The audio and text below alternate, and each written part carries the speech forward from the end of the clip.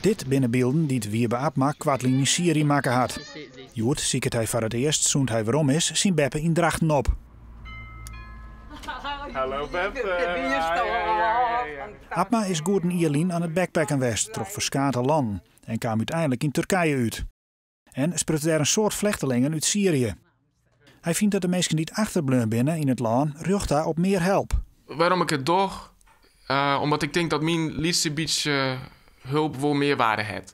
Omdat alle grote organisaties zoals de Verenigde Naties en alle andere, die gaan net echt Syrië in.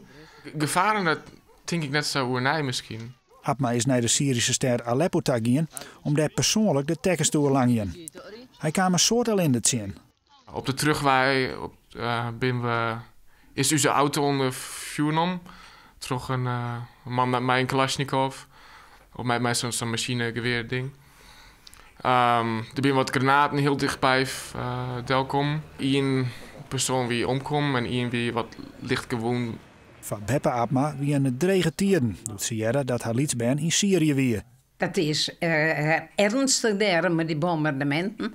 Dan ben ik wel tot en kwam maar dat er weer thuis weer.